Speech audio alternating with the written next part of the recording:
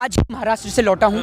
मैं 2 दिन सीआईडी की कस्टडी में था। किसानों को लेकर मैंने अमिताभ बच्चन, हेमा मालिनी, सनी देओल और तमाम सेलिब्रिटियों के घर के बाहर प्रोटेस्ट किया, जिस कारण मैं कस्टडी में था। अगर देश के प्रधानमंत्री जी की माता जी नोटबंदी की कतार में लगती हैं तो वो देशभक्त कहलाती हैं, और देश के किसान की माँ किसान आंदोलन में आती है तो वो आतंकवादी कहलाती है। क्यों इस देश के किसान के लिए उन कोबरा वायर्स का प्रयोग किया गया? वो कोबरा वायर्स, वो कटीले तार जो आप अपने खेत के अंदर आवारा पशुओं को रोकने के लिए नहीं लगा सकते, वो देश के किसान को रोकने के लिए लगाए गए। क्या देश के किसान की हालत देश की सरकार की नज़र में आवारा पशुओं से भी बदतर है? वो हराम का खाने वाला 24 घंटे टेलीविजन पर मोदी मोदी मोदी मोदी कर हराम का खाने वाला आज ओएमजीसी में डायरेक्टर बन गया, संबित पात्रा। समझ रहे हैं? इस देश की मीडिया जितना बरेली के बाजार का झुमका नहीं गिरा मोदी सरकार में, उतना स्तर देश की मीडिया का गिर चुका है। तो मीडिया तो बिक चुकी है। जिस तरीके से आपने देखा है ना, होटल के बाहर कुत्ते जो हैं वो झूठी प्लेटों का इंतजार करते हैं, वही हाल है देश की मीडिया का। चौथा स्तंभ नहीं है, देश की सरकार की गुलामी करने में लगी हुई है। कुत्ता भी जिसका नमक खाता है, रोटी खाता है, वफादारी करता है, ये तो उससे भी गैर गुजरे हैं। तो इस देश के चौथे स्तंभ हैं मान, मर्यादा, प्रतिष्ठा और गरिमा का सम्मान रखिए, वरना वो दिन दूर नहीं जब आप हाथ में माइक पकड़कर कहेंगे कि माँ की कसम खा रहा हूँ, इस बार सच्ची खबर दिखा रहा हूँ, लेकिन कोई भी आपकी बात पे यकीन नहीं करेगा।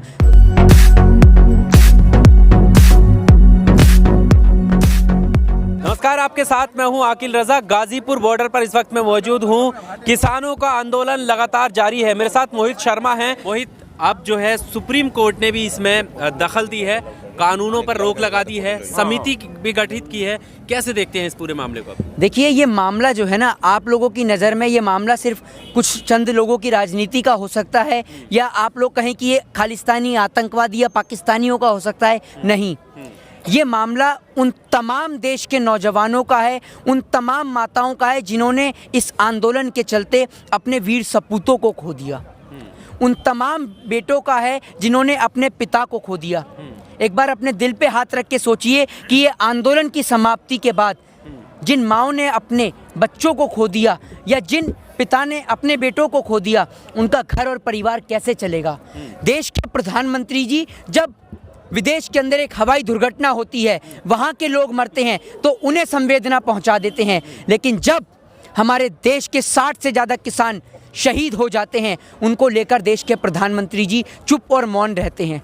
क्यों नहीं बोलते आप देश के प्रधानमंत्री जी देश के किसान के लिए? ये वो देश का किसान है जो बंजर भूमि से अनाज पैदा कर कश्मीर से कन्याकुमारी तक सभी लोगों का पेट भरने का कार्य करता है। अरे, इस देश के किसी भी व्यक्ति की क्या औकात है, चाहे वो मैं ही क्यों ना हूँ या आप क्यों ना हो, आपकी और हमारी औकात क्या है इस देश के किसान के आगे? हम क्या दे सकते हैं इस देश के किसान को?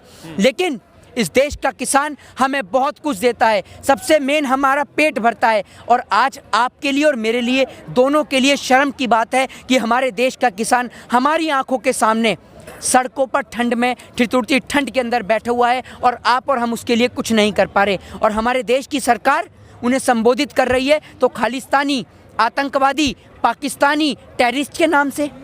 अरे, अगर आतंकवादी हैं तो वो इस देश के नेता हैं जो रहते इस देश में हैं, गाते इस देश का हैं, लेकिन पसंद उन्हें पाकिस्तान की बिरयानी आती है।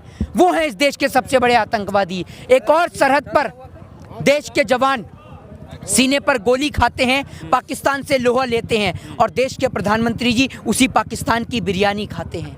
आज देश का किसान यहाँ पर बैठा हुआ है और देश की सरकार को उनको लेकर मन के अंदर जरा सी भी संवेदना नहीं है। देश का किसान शहीद होता जा रहा है। अरे, ज़रा सोच के तो देखिए, देश का किसान कहाँ से आपको आतंकवादी दिख रहा है जनाब? आतंकवादी तो लोगों की जान लेता है, और ये तो लोगों का पेट भरने वाला व्यक्ति है। ये आपको आतंकवादी नज़र आता है क्या? और आतंकवादी अपने आप को कभी नहीं मारता, और ये देश का किसान है जिसने खुद अपने आप से सुसाइड करा है। वो इसलिए आत्महत्या करी है उसने क्योंकि उसने देखा कि जिस मिट्टी को आज़ाद कराने के लिए, जिस धरती को आज़ाद कराने के लिए हमारे पूर्वजों ने अपना लहू बहा दिया, अपने शरीर को कुर्बान कर दिया इस देश के खातिर, आज उस देश की धरती पर किस तरीके का अपराध हो रहा है। उस देश की धरती पर, जिस देश के अंदर भगवान श्री कृष्ण ने गीता के अंदर कहा है कि राजा से बढ़कर होता है देश का किसान।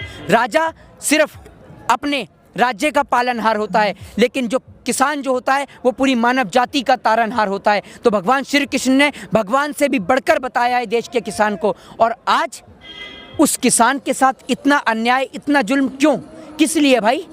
वो देश का किसान है सिर्फ इसलिए आप सिर्फ चंद उद्योगपतियों को फ़ायदा पहुंचाने के लिए इस देश के तमाम देश के किसानों का सर कलाम करने में लगे हुए हैं, उन्हें बलि का बकरा बनाने में लगे हुए हैं। आपको शर्म नहीं आती प्रधानमंत्री जी? अगर देश के प्रधानमंत्री जी की माता जी नोटबंदी की कतार में लगती हैं तो वो देशभक्त कहलाती हैं, और देश के किसान की माँ किसान आंदोलन में आती है तो वो आतंकवादी कहलाती है। ऐसा दोहरा चरित्र क्यों देश के प्रधानमंत्री जी का, ज़रा ये तो बताइए। और आप कोर्ट की बात करते हैं, एक बात मुझे बताइए, जब इस देश की सरकार इस देश की जुडिशरी पर, इस देश की न्यायपालिका पर दबाव डालती है, उसे खरीदने का प्रयास करती है, तो ये दिल बहुत दुखता है। आज आप एक बात मुझे बताइए कि निर्भया के दोषियों ने बलात्कार करा, उन्हें फांसी के तख्ते पर लटका दिया गया। बहुत अच्छी बात है, क्योंकि बलात्कार करने वाले को फांसी की सज़ा होनी चाहिए। लेकिन बलात्कार करने वाला अगर गरीब हो तो फांसी पर लटका दो, और अगर वही बलात्कार करने वाला कुलदीप सिंह सेंगर, चिन्मयानंद, नित्यानंद, राम रहीम, आसा राम जैसा हो तो उसे बैठाल के जेल की रोटी खिलाओ। देश की न्यायपालिका को, देश के किसान को विश्वास दिलाना होगा, भरोसा दिलाना होगा कि जो 60 से ज़्यादा आपके किसान भाई शहीद हुए हैं, उनकी शहादत व्यर्थ नहीं जाएगी। उनकी शहादत को इतिहास के अंदर याद रखा जाएगा कि जब सारा का सारा देश अंबानी और अडानी के हाथ में सौंपने की तैयारी में था, देश की सरकार के द्वारा पूरा देश अंबानी और अडानी के हाथ में सौंपा जा रहा था, तो वो इस देश के किसान जो लोगों का पेट भरते हैं, वो सड़क पर उतरे और अपनी शहादत देकर, शहीद होकर इस देश को उद्योगपति के हाथ में जाने से बचाया। तो देश की न्यायपालिका को लिखित में देना होगा कि देश के किसान को ये ऊपर ये काला कानून कभी लागू नहीं किया जाएगा। और मैं तो देश के प्रधानमंत्री जी से सीधा कहता हूँ कि प्रधानमंत्री जी, एक और आप रामलीला मैदान में आइए अपने दलाल पत्रकारों को लेकर, अपने पत्तल चाट पत्रकारों को लेकर, और एक और देश का किसान बैठा होगा। आमने सामने जनसंवाद करिए ना, क्योंकि बंद कमरे के अंदर समझौते होते हैं, न्याय नहीं। तो अगर आपको न्याय देना है तो आइए, रामलीला मैदान खुला मैदान है, चुनौती है आपको, आइए और देश के किसान से बहस करिए किसान मुद्दों को लेकर। क्यों नहीं कर रहे आप? इस समिति को कैसे देखते हैं जो सुप्रीम कोर्ट ने बताई है, जो कहीं ना कहीं हिंदुओं को देखकर और इस मामले को निपटाने को लेकर सरकार की है? देखिए, हमारे देश के अंदर सभी तमाम लोगों ने देखा है, मैं खुद कानून का छात्र हूँ, और हमारे देश का संविधान, हमारे देश का कानून आपको और मुझे आज़ादी देता है, अभिव्यक्ति की आज़ादी देता है, स्वतंत्रता की आज़ादी देता है, राइट टू स्पीच की आज़ादी देता है, राइट टू फ्रीडम की आज़ादी देता है। लेकिन आज जब लोकतांत्रिक देश में, भारत जैसे लोकतांत्रिक देश में, कोई भी व्यक्ति अगर आवाज़ उठाता है तो उसे उठाकर जेल में डाल दिया जाता है। आप उससे कैसे अभिव्यक्ति की आज़ादी छीन सकते हैं? इस देश का आर्टिकल 19 आपको आज़ादी देता है प्रोटेस्ट करने की, शांतिपूर्ण तरीके से कानून और संविधान के दायरे में रहकर आपको प्रोटेस्ट करने की आज़ादी देता है। तो क्यों देश के किसान को रामलीला मैदान में जाने से रोका गया? क्यों इस देश के किसान के ऊपर लाठी, डंडे और भाजे गए? क्यों इस देश के किसान के लिए उन कोबरा वायर्स का प्रयोग किया गया? वो कोबरा वायर्स, वो कटीले तार जो आप अपने खेत के अंदर आवारा पशुओं को रोकने के लिए नहीं लगा सकते, वो देश के किसान को रोकने के लिए लगाए गए। क्या देश के किसान की हालत देश की सरकार की नज़र में आवारा पशुओं से भी बदतर है? और देश के प्रधानमंत्री जी इस देश के लिए एक सामूहिक पनौती हैं, इस देश के लिए एक इंटरनेशनल पनौती हैं। अमेरिका गए तो ट्रंप के साथ क्या हुआ पूरे देश ने देखा। इन्होंने मोर को हाथ लगाया तो आज सारे के सारे पक्षी बर्ड फ्लू से जूझ रहे हैं। देख रहे हैं आज सारे पक्षी बर्ड फ्लू से जूझ रहे हैं। एक बीमारी जा नहीं रही, दूसरी नई बीमारी देश के अंदर तैनात हो रही है। क्या हो रहा है देश का हाल है? इसमें भी प्रधानमंत्री का दोष मान रहे हैं? तो आप एक बात मुझे बताइए, तो क्या ये रात को सपने में हो गई बीमारी? कैसे हो गई कोरोना? अगर आप एक बात मुझे बताइए, कोरोना कैसे आया? कैसे आया कोरोना? फ्लाइट के जरिए आया ना। चाइना से आप कैसे जाते हैं? फ्लाइट के जरिए। तो अगर भारत देश के अंदर कोरोना सबसे पहले होता ना, तो भारत देश के नागरिक को किसी और जगह, कोई और विदेश में जाने नहीं देता।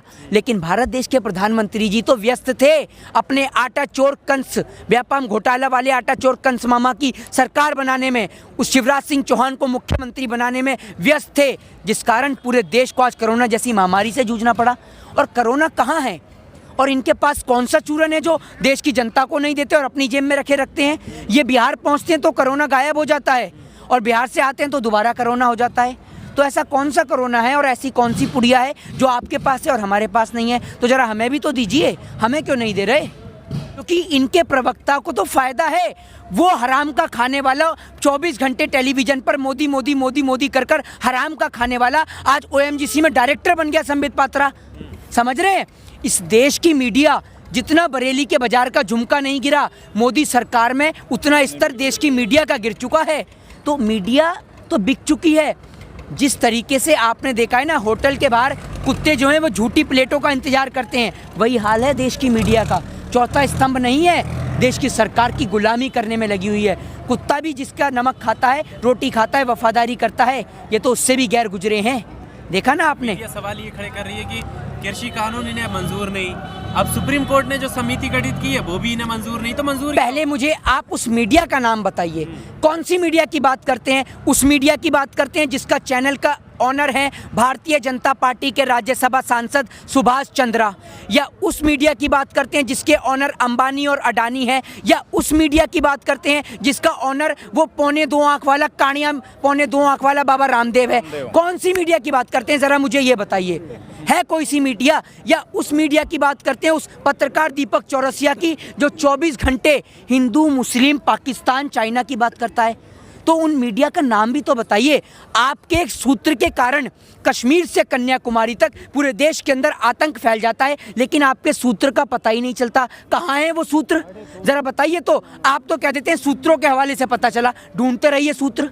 आपके सूत्र के कारण एक भाई दूसरे भाई का रक्त बहा देता है, लेकिन आपके सूत्रों का पता नहीं चलता। गरिमा का सम्मान रखिए, वरना वो दिन दूर नहीं जब आप हाथ में माइक पकड़कर कहेंगे कि माँ की कसम खा रहा हूँ, इस बार सच्ची खबर दिखा रहा हूँ, लेकिन कोई भी आपकी बात पे यकीन नहीं करेगा। तो इसलिए वो दिन मत लाइए।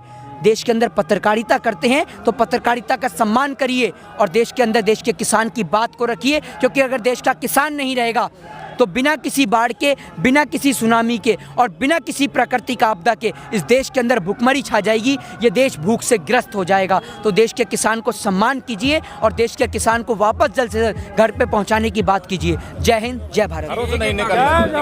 विरोध किया, ठीक है, यहाँ पर विरोध हो रहा है, ठीक है।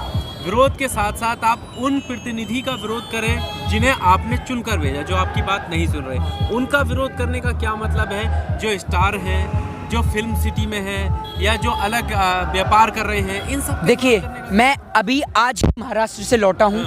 मैं 2 दिन CID की कस्टडी में था। किसानों को लेकर मैंने अमिताभ बच्चन, हेमा मालिनी, सनी देओल और तमाम सेलिब्रिटियों के घर के बाहर प्रोटेस्ट किया, जिस कारण मैं कस्टडी में था। और अभी आपने कहा ना नारे, असल में ये नारे नहीं, ये हमारे दिल का जोश है।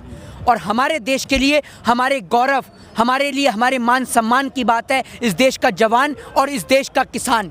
और ये हमारे लिए सिर्फ एक नारा नहीं, हमारे लिए गौरव, हमारी मान मर्यादा, हमारी प्रतिष्ठा और हमारा अभिमान है इस देश का जवान और इस देश का किसान। और मैं बड़े ही गौरव और मान सम्मान के साथ कहता हूँ, जय जवान और जय किसान। जय जवान। हम लोग इसलिए रहे क्योंकि हम लोगों ने सनी देओल, हेमा मालिनी और तमाम लोगों का विरोध करा। अमिताभ बच्चन वो हैं जो एक नवरत्न तेल का प्रचार करते हैं, बनियान का प्रचार करते हैं तो पूरा देश बनियान खरीदता है, तेल का प्रचार करते हैं तो पूरा देश तेल खरीदता है। तो आज देश का किसान जब सड़क पे बैठा हुआ है तो उसको लेकर अपनी राय क्यों नहीं रख रहे? सनी देओल जिन्होंने अभिनेता से नेता बने और संसद भवन तक का सफ़र अगर तय कराया है तो हमारे देश के किसान भाइयों ने कराया है, इन तमाम किसान भाइयों ने कराया है। तो आज जब ये किसान भाई परेशानी से जूझ रहे हैं तो आप इनके लिए उठ के आपसे आया नहीं जाता और आप वहाँ जाके अपने आलीशान बंगलों में बैठ गए। तो आप लोगों को जागना होगा, क्योंकि अगर इस देश का लोकतंत्र आप जैसे लोगों को नेता और सांसद बनाना जानता है तो वापस आपको आपकी औकात में लाना भी जानता है। अभी एक स्टेटमेंट आया है हेमा मालिनी का, बीजेपी की सांसद हैं, आप उनकी फिल्म से उसकी बात कर ही रहे हैं कि ये नहीं बोले। उन्होंने बोला है कि दरअसल इन किसानों को पता ही नहीं है कि ये विरोध काय का कर रहे हैं। ये उनको सुनिए, उन्हें आप सांसद तो बन गई हैं, आप अभिनेता तो थी, अभिनेता का ही काम करिए। आप जरा थोड़ा सा फ्लैशबैक में जाइए और थोड़ा सा कृषि कानून को रीड करिए। 1950 से 1960 ईस्वी के अंदर यही सेम कानून अमेरिका और यूरोप के कई देशों में लागू किया गया और तकरीबन 70 साल से ज़्यादा हो गए हैं। वहाँ के किसान की हालत बद से बदतर है। वहाँ के किसान पूर्ण रूप से सब्सिडी पर निर्भर हैं। तो जब अमेरिका और यूरोप जैसी डेवलप कंट्रियों का ये हाल है तो सोचिए भारत देश जो अभी विकास के दायरे में है और मोदी जी के राज में तो और GDP गिर चुकी है, उसका क्या हाल होगा। बिहार के अंदर 2006 के अंदर APMC एक्ट लागू किया गया। और आज भी बिहार के किसान अपनी फसल को बेचने के लिए पंजाब और दिल्ली पर निर्भर रहते हैं। तो देश के किसान के लिए हेमा मालिनी जी, इन बिलों को आप रीड करिए। आपको नहीं पता कृषि कानून के बारे में, और आप तो, आपका बस नहीं चल रहा, आप तो कहते हैं सुप्रीम कोर्ट को भी नहीं पता। तो आप सुप्रीम कोर्ट से ज़्यादा पढ़ी लिखी हैं क्या? ये आपकी कोई फिल्म की शूटिंग नहीं चल रही, ये रियलिटी है। तो रियलिटी में आइए, शूटिंग को छोड़िए और रियलिटी में आकर देश के किसान के साथ आइए। आपकी तरह नहीं कि आप लोग झूठ मूठ में गेहूं काटने के लिए पहुंच गई। ऐसे आप राजनीति नहीं होती। आप आइए, देश के किसान को समर्थन कीजिए, क्योंकि कुर्सी तो दोबारा मिल सकती है, लेकिन अगर देश के किसान ने आपको नकार दिया तो आपको दोबारा कभी मौका नहीं मिलेगा। जय हिंद, जय भारत।